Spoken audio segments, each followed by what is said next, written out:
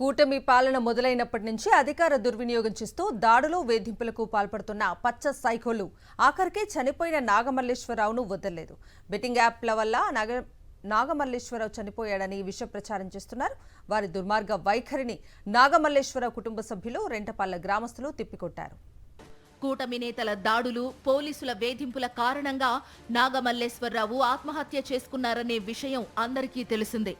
ఈ పచ్చి నిజాన్ని తారుమారు చేయడానికి పచ్చ సైకోలు చెయ్యని ప్రయత్నం లేదు.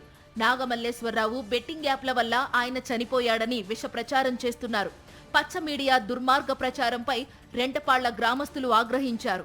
కూటమి నేతల వేధింపుల కారణంగా తమ ఉప సర్పంచ్ నాగమల్లేశ్వరరావు ఆత్మహత్య చేసుకున్నాడని పచ్చమూకల నీచత్వాన్ని ఎండగట్టారు. చాలా చోట్ల దారుణంగా ఈ ప్రభుత్వం జరుపుతుంది. ఈ కూటమి ప్రభుత్వం ఏర్పడినాక మూడు గంటలకే మా ఉప సర్పంచి నాగమల్లేశ్వరరావు అని సత్తనపల్లి పోలీసు వారు వచ్చి తీసుకెళ్ళి ఆ తర్వాత 3 రోజులు స్టేషన్లో ఉంచి అనేకమైన దుర్భాషలాడి ఆ అబ్బాయి సావుకి కారణం చేశారు ఈ కూటమి ప్రభుత్వం. గత ఏడాది జూన్ 4న ఎన్నికల ఫలితాలు వచ్చాయి. ఆ సందర్భంగా బైండోవర్లో భాగంగా కొర్లకుంట నాగమల్లేశ్వరరావును సత్తెనపల్లి రూరల్ పోలీసులు స్టేషన్కు తీసుకెళ్లారు. మధ్యాహ్నం సమయానికి ఎన్నికల ఫలితాలు కూటమి పార్టీలకు అనుకూలంగా వచ్చాయి. దాంతో టీడీపీ, జనసేన నాయకులు, కార్యకర్తలు నాగమల్లేశ్వరరావు ఇంటిపై దాడులు మొదలుపెట్టారు. దీంతో భయపడిపోయిన నాగమల్లేశ్వరరావు కుమార్తె పోలీస్ స్టేషన్లో ఉన్న తన తండ్రికి ఫోన్ చేసింది.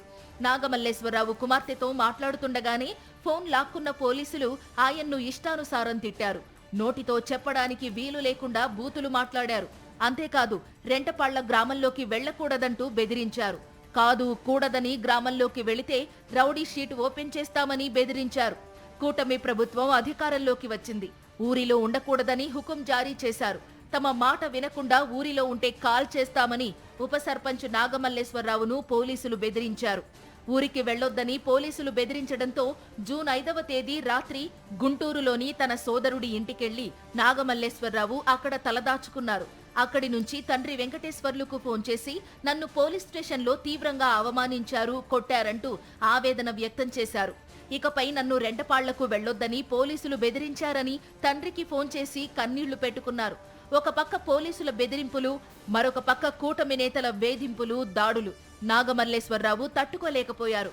ఇంటిపైకి వచ్చి దాడులు చేసిన కూటమి నేతలను వదిలేసి పోలీసులు తనను బెదిరించడంతో తీవ్ర మనస్తాపానికి లోనైన నాగమల్లేశ్వరరావు గత ఏడాది జూన్ 6న గడ్డిమందు తాగి ఆత్మహత్య యత్నం చేశారు. ఆస్పత్రిలో చికిత్స పొందుతూ గత ఏడాది జూన్ 9న మృతి చెందారు.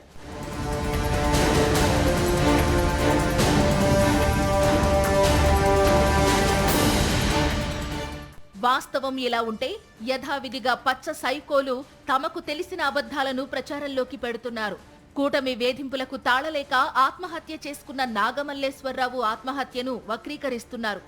ఆయన బెట్టింగ్ యాప్ల కారణంగా మరణించాడంటూ విష ప్రచారం చేస్తున్నారు. దీన్ని నాగమల్లేశ్వరరావు తండ్రి తీవ్రంగా ఖండించారు. వీధి కుక్కల్లాగా మురుగుతున్న వారి ఆరోపణల్ని తప్పు అని నిరూపిస్తా అన్నారు. మా బాబు మీద ఆరోపణలు చేసినటువంటి ప్రతి ఒక్కడికి కూడా ఒక ఛాలెంజ్ విసురుతాను. వాళ్ళకి దమ్ముంటే వాళ్ళు చేసిన ఆరోపణలు నిరూపించమనండి. అధికారంలో ఉన్నారు, అన్నీ ఉంది.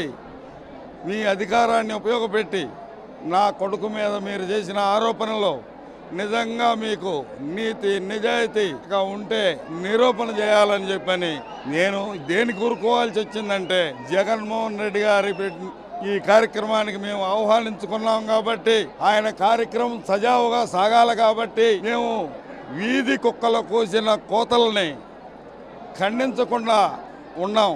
నిరూపించలేనాడు గాజులు తొడుక్కొని సత్తనపల్లి నడిబజార్లో తిరగాలి. వీధి కుక్క కంటే వేణ్యమైనటువంటి వారు నా కొడుకు మీద ఆరోపణలు చేశారు. కూటమి నేతలు, టీడీపీకి చెందిన పచ్చ సైకోలు ఎన్ని విష ప్రచారాలు చేసినా ప్రజలు నమ్మలేదు. రెంటపాళ్లకు రెట్టించిన ఉత్సాహంతో తరలివచ్చారు.